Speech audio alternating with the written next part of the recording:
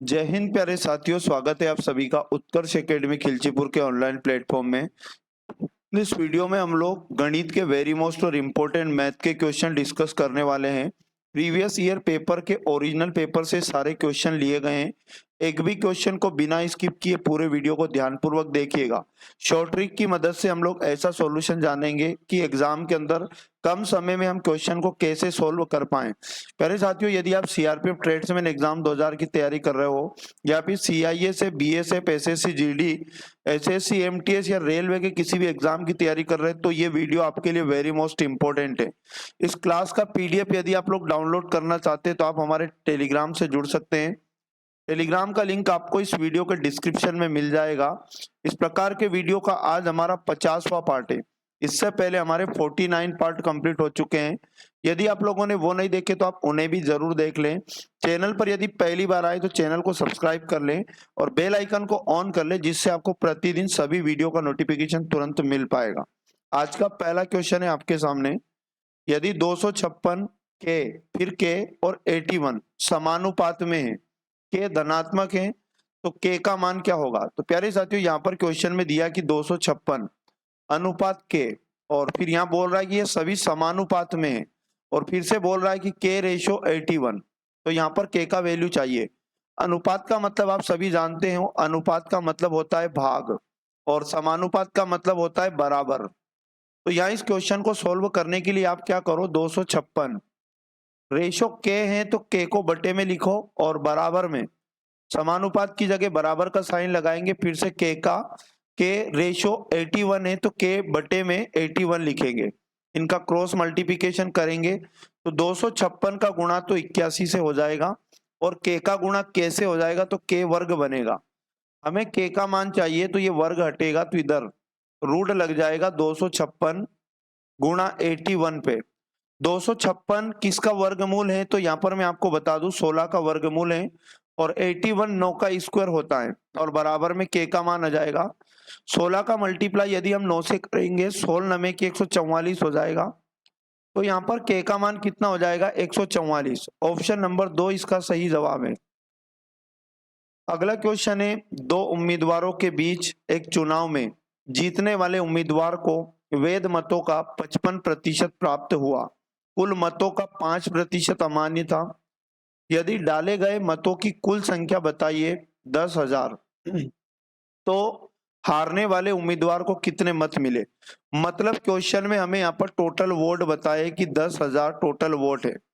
अभी 10,000 अपने आप में 100% था, इनमें से 5% अमान्य घोषित हो गए। तो 100% वोटों में 5% यदि अमान्य हो गए तो कितना परसेंट बचा, 95% निकालो। तो ये सभी मान्य वोट थे और यहाँ पर मान्य वोटों का मतलब वैलिड वैध मतों का 55% जीतने वाले को प्राप्त हुआ। तो ये जो मान्य वोट थे ये भी 100% थे और इनमें से 55% यदि जीतने वाले उम्मीदवार को प्राप्त हुआ तो हारने वाले को कितना मिलेगा, इन वोटों का 45%। अब आप 45% निकालोगे तो हारने वाले उम्मीदवार को कितने वोट मिले, ये हमारे पास निकल के आ जाएगा 2240 और ये 2240 कट हो जाएगा।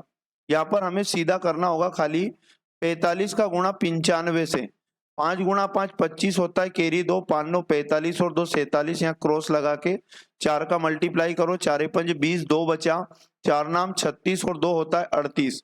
इनको जोड़ लेंगे तो हारने वालों को कितने वोट मिलेंगे, 5 7 8 4 12 के 2 कैरी 1 3 1 4, 4,275 वोट किसे मिले, हारने वाले उम्मीदवार को मिलेंगे।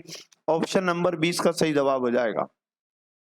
अगला वेरी मोस्ट और इंपोर्टेंट क्वेश्चन है, यदि एक इकाई कोर वाले घन की प्रत्येक कोर को 3 गुना कर दिया जाए तो इसके आयतन में कितनी वृद्धि होगी। तो यहाँ पर घन के आयतन की बात कर रहा है तो घन का आयतन जो फॉर्मूला होता है ए का क्यूब होता है। ए मतलब उस घन की क्या होगी, ए बराबर उस घन की भुजा होगी। तो भुजा का क्यूब करो तो आयतन प्राप्त होता है। क्वेश्चन में कोर का मतलब भुजा होता है, कोर का मतलब हमेशा भुजा समझना। तो एक घन था जिसकी भुजा 1 थी और इसका शुरू में अगर मैं बात करूं आयतन कितना होना चाहिए, तो ए उसकी भुजा थी तो ए का क्यूब करेंगे तो 1 का क्यूब 1 ही होगा। तो यहाँ पर आपके पास आयतन आया शुरू में 1 यूनिट। क्वेश्चन में बोल रहा है प्रत्येक भुजा को 3 गुना कर दिया जाए तो नई भुजा कितनी हो जाएगी। नई भुजा पहले शुरू में भुजा 1 थी, 1 को 3 गुना करेंगे तो नई भुजा 3 आ जाएगी। तो क्या करो, नया आयतन निकाल लो, और आयतन का फॉर्मूला तो वही रहेगा, आयतन बराबर होता है भुजा का क्यूब। तो ए हमें मिला 3 और 3 का करेंगे क्यूब, 3 का क्यूब होता है 27, तो नया आयतन आया 27। क्वेश्चन ये कहा आयतन में कितनी वृद्धि हो जाएगी। तो शुरू में आयतन 1 था, नया आयतन 27 आया, तो आयतन में कितनी वृद्धि हो गई। 27 में से आप क्या करो, 1 को घटा लो तो 26 आ जाएगा। 26 घन इकाई की आयतन में क्या हो जाएगी, वृद्धि हो जाएगी। इसका राइट आंसर ऑप्शन नंबर 1 सही जवाब हो जाएगा। अगला क्वेश्चन, आरंभ में एक छात्र के 6 विषयों में प्राप्तांकों का औसत 110 था। पुनर्मूल्यांकन के बाद एक विषय में उसके प्राप्तांक घटाकर 148 से 112 कर दिए गए, जबकि अन्य विषयों के प्राप्तांकों में कोई बदलाव नहीं किया गया। उसके नए प्राप्तांकों का औसत बताओ। तो जब हमारे पास 6 विषय हैं, उनका औसत हमें दिया है क्वेश्चन में, तो हम योग निकालेंगे, और योग का जो फॉर्मूला होता है औसत गुणा संख्या करने से योग का फॉर्मूला आ जाता है। तो यहाँ से हम क्या करेंगे, योग निकालेंगे। शुरू में कितना था, 6 विषय था, और 6 का गुणा हमें करना पड़ेगा औसत यानी 110 से, तो यहाँ पर आ जाएगा 660 योग। क्वेश्चन में बोला गया कि एक विषय था जिसमें 148 की जगह 112 कर दिया गया, मतलब 148 था, इसको 112 लिखेंगे। तो यहाँ पर एक विषय के प्राप्तांक कम कर दिए गए, कितना कम किया तो घटा लो, इन दोनों को घटाएंगे तो यहाँ पर बचेगा 6 और यहाँ पर 36। 36 योग में से क्या कर देंगे, कम कर देंगे। तो जो योग हमें प्राप्त हुआ था इसमें से 36 अगर हम कम करेंगे तो हमारे पास कितना बचेगा, यहाँ पर 624 बचेगा। तो ये 624 क्या आया, नया योग आया। क्वेश्चन में ये पूछा गया कि सही औसत बताओ, नए प्राप्तांकों का औसत। तो नए प्राप्तांकों का औसत निकाल लेंगे हम लोग, नए प्राप्तांकों का औसत, और औसत का फॉर्मूला जो होता है आंकड़ों का योग, जो हमें मिल चुका है नया 624 बटे आंकड़ों की संख्या, तो आंकड़े तो 6 ही है, 6 का भाग लगा दो, 6 से कट करेंगे 6 1 जा 6, 0 लगाएंगे और 6 चुक 24, 104। नया एवरेज जो बनेगा 104 बनेगा। ऑप्शन नंबर 2 इसका सही जवाब हो जाएगा। अगला वेरी मोस्ट और इंपॉर्टेंट क्वेश्चन है, एक कस्बे की जनसंख्या में प्रति वर्ष 8% की वृद्धि होती है। यदि कस्बे की वर्तमान जनसंख्या आपको दी गई है, 2 साल पहले जनसंख्या कितनी थी, तो माना 2 वर्ष पूर्व जनसंख्या x थी, x मान लिया, ये अपने आप में 100% था। हर साल 8% जनसंख्या में वृद्धि हो जाती है, तो ये x 100% था, 8% बढ़ेगा तो 108% निकालेंगे x का। 1 साल के बाद पुनः ये 100% हो जाता है, पुनः 2 साल बाद के वैल्यू आपको बताइए, तो आप 2 बार का 108% निकालो, और इसके बराबर का मान हमें बताया है क्वेश्चन में 14,580। x का मान यदि हमारे पास आ जाएगा तो 2 साल पूर्व की जनसंख्या आ जाएगी। तो क्या करो, 14,580, ये भाग के दोनों 100 इधर आएंगे तो दोनों गुणे में चले जाएंगे, और गुणे के ये जो दोनों नंबर है 108 गुणा 108 ये भाग में आ जाएगा।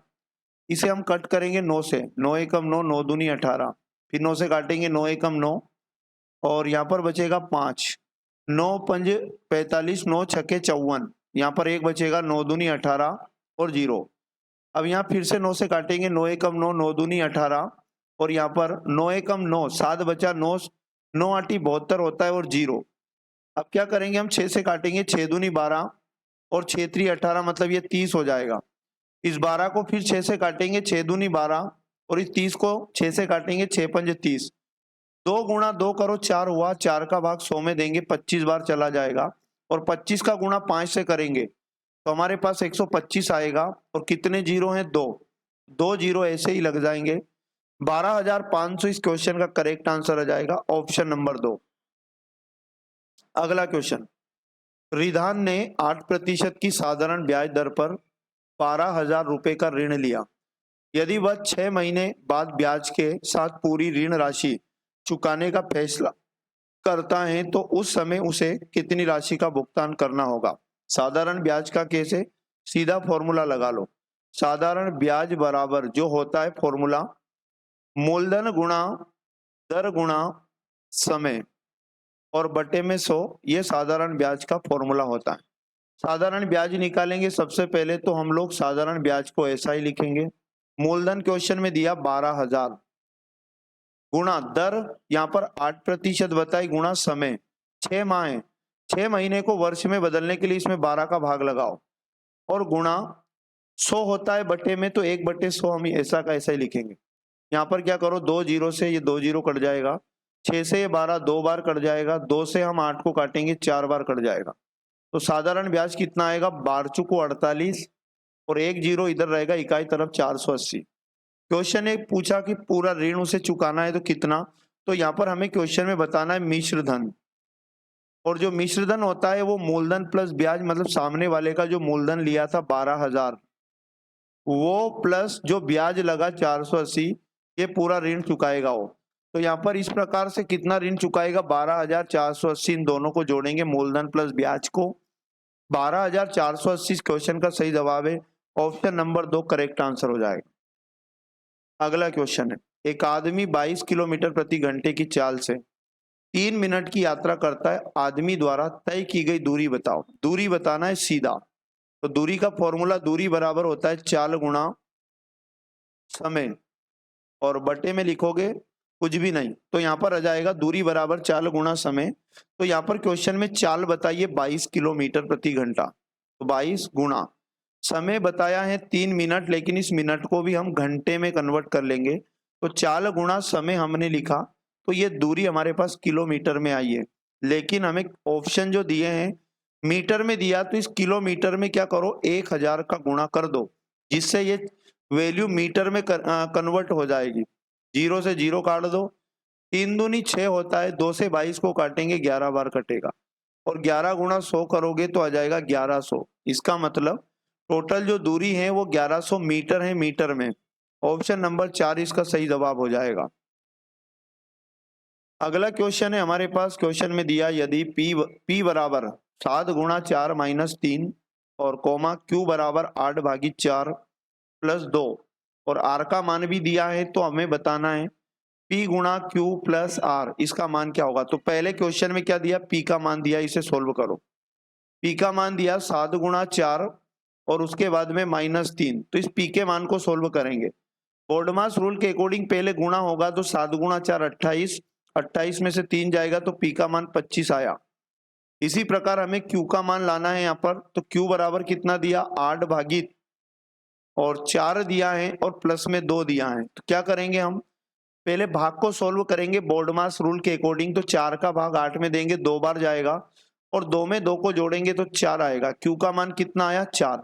इसी प्रकार R का वैल्यू निकालेंगे, तो R का वैल्यू 14 भागित लिखा है 21 और गुणा में 9, तो इसे हम काट लेंगे, पहले भाग करो, तो यहाँ पर कैसे करोगे, इसे हम ऐसा लिख सकते हैं 14/21 और गुणा में 9।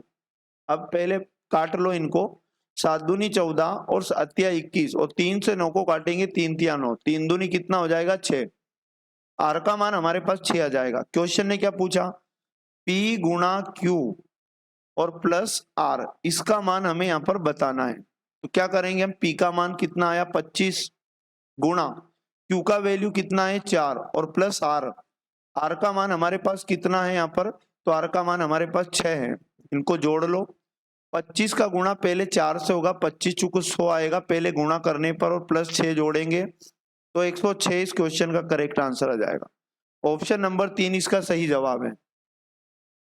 अगला क्वेश्चन, एक पेंटिंग को 1200 रुपये में बेचने पर अर्जित लाभ उसे 240 में बेचने पर होने वाली हानि का 15 गुना है। 40% लाभ अर्जित करने के लिए पेंटिंग को किस मूल्य पर बेचा जाना चाहिए। तो यहाँ पर 40% लाभ अर्जित करने के लिए पेंटिंग को बेचना है, तो पहले हमें पेंटिंग का क्रय मूल्य लाना पड़ेगा। तो माना कि इस पेंटिंग का जो क्रय मूल्य था 100 रुपये था। अब क्वेश्चन में ये बोला कि अगर 1200 रुपये में उसको बेचा जाए तो लाभ होता है, तो आप लाभ का फॉर्मूला आपको आना चाहिए। लाभ कैसे निकालते हैं, लाभ बराबर होता है विक्रय मूल्य माइनस क्रय मूल्य करो तो लाभ आ जाता है। तो विक्रय मूल्य तो हमें दिया है कितना 1200, तो 1200 को लिखा माइनस क्रय मूल्य x माना, तो ये लाभ बन गया हमारे पास। फिर क्वेश्चन ने बोला कि 240 में बेचने पर होने वाली हानि, मतलब इसे 240 में बेचने पर हानि हो रही है। हानि का फॉर्मूला आपको आना चाहिए। हानि के केस में हानि के केस में यहाँ पर हानि निकालने के लिए क्या करते हैं हम लोग, क्रय मूल्य में से हमें माइनस करना होगा विक्रय मूल्य को, तो हमारे पास हानि आ जाएगी। तो क्रय मूल्य हमें कितना दिया है, क्रय मूल्य हमने माना 1 है और विक्रय मूल्य दिया है 240, तो ये हानि आ जाएगी। अब यहाँ पर क्वेश्चन ये बोला कि हानि का 15 गुना लाभ है, तो हानि में 15 का गुना करो तो लाभ आएगा, तो ये वैल्यू आपस में बराबर हो जाएगी। बस ये इतनी सी इक्वेशन यहाँ पर बनाना है। अब क्या करो, इसे सोल्व कर लो। तो यहाँ आएगा 1200 माइनस एक्स बराबर 15 का गुणा अंदर इस पूरे कोष्टक में होगा 15x माइनस, और 15 का जीरो में करेंगे 0, 15 चुकू 60 कैरी 6, 15 दूनी 30 और 6 36। x को एक साइड करेंगे तो हम क्या करेंगे, इधर 15x की साइड 1x को लाएंगे तो ये जुड़ जाएगा प्लस का होकर, तो यहाँ प्लस का हो जाएगा। और इधर लिखा है 1200 और इधर माइनस का 3600 इधर आएगा तो प्लस का 3600। तो यहाँ पर टोटल 1200 में 3600 को जोड़ेंगे तो हमारे पास 4800 बनेगा, और बराबर इधर 16x बन जाएगा हमारे पास। हमें x का वैल्यू लाना है। 1600 से 16 से 4800 को काटेंगे, 16 थी 48 और 0 0। इसका मतलब ये हुआ कि उस पेंटिंग का क्रय मूल्य कितना आया, 300 आया।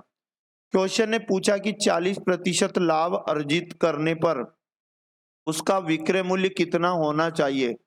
तो जो क्रय मूल्य था वो 300 था, अपने आप में 100% था। अब 100% पर 40% लाभ कमाना है तो डायरेक्ट क्रय मूल्य का 140% निकाल दो। 2 जीरो से 2 जीरो और 14 थी 42, 420 रुपए में उसे अगर बेचेगा तो उसे लाभ हो जाएगा 40% का। 420 करेक्ट आंसर होगा, ऑप्शन नंबर 4 इसका सही जवाब है। अगला है क्वेश्चन नंबर 10 और वेरी मोस्ट आईएमपी। जेड में क्रमशः 11/1/9% और 10% की वृद्धि करने पर आर प्राप्त होता है, और आर का मान बताया 165, तो जेड का मान क्या होगा।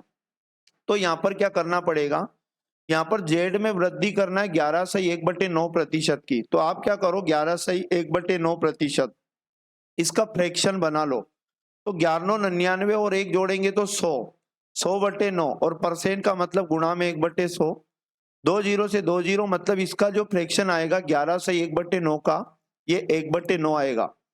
अब मैं आपको यहाँ पर बता दूं कि यहाँ पर वृद्धि कर रहा है, जेड में वृद्धि कर रहा है, तो यहाँ पर 9 में 1 की वृद्धि हो जाएगी, और कमी करता तो 9 में 1 की कमी हो जाती। वृद्धि कर रहा है तो 9 में 1 जोड़ दो, कितना आया 10। तो यदि मैं जेड का यहाँ पर 10/9 निकालूंगा तो क्यों, एक तो ये हो गया नया वृद्धि। अब एक और वृद्धि करना है 10% की, तो आप क्या करो 10% का भी फ्रैक्शन बना लो। 1/10 बनेगा, जैसे अभी बनाया वैसे बनाना। 10 में 1 की वृद्धि करेंगे तो 11/10 हो जाएगा, तो पुनः हम लोग निकालेंगे इस वैल्यू का 11/10।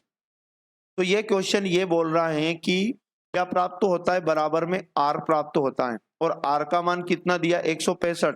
तो हम क्या करेंगे, जेड गुणा 10/9 गुणा में 11/10 और बराबर में आर की जगह कितना लिख सकते हैं 165। तो यहाँ पर जेड का मान हमें क्वेश्चन में लाना है, तो 165 और गुणा में 9 गुणा में 10, ये भाग का इधर गुणे में, और गुणे का 10 और गुणे का 11 इधर आएगा तो भाग में। 10 से 10 को कट कर दें और 11 का भाग 165 में लगाएंगे, 11 एकम 11, 5 बचा, 11 पंच 55, और जेड का मान लाने के लिए 15 गुणा 9 135 होता है, तो 135 जेड का मान होगा। ऑप्शन नंबर 3 इसका सही जवाब हो जाएगा। तो प्यारे साथियों, ये थे वेरी मोस्ट और इम्पोर्टेंट प्रतिदिन की भांति 10 क्वेश्चन। इसी प्रकार के क्वेश्चन आपको एग्जाम के अंदर देखने को मिलेंगे। इस क्लास को देखने के बाद एक बार और आप हमारे टेलीग्राम से इस पीडीएफ को डाउनलोड करके अपने मन से प्रैक्टिस किया करें। प्यारे साथियों, यकीन मानिएगा आपका मैथ बहुत इंप्रूव हो जाएगा यदि आप प्रतिदिन इस क्लास को देखते हैं तो। एक भी दिन की क्लास ना छोड़ें, और यदि आप मैथ को सीखना चाहते हैं तो। और वीडियो अच्छा लगा तो वीडियो को लाइक करें और चैनल को सब्सक्राइब करके बेल आइकन को ऑन कर ले, ताकि तुरंत वीडियो का नोटिफिकेशन आपको मिल पाए। मिलेंगे नेक्स्ट वाले पार्ट में। पढ़ते रहिएगा। जय हिंद, जय भारत, भारत माता की जय।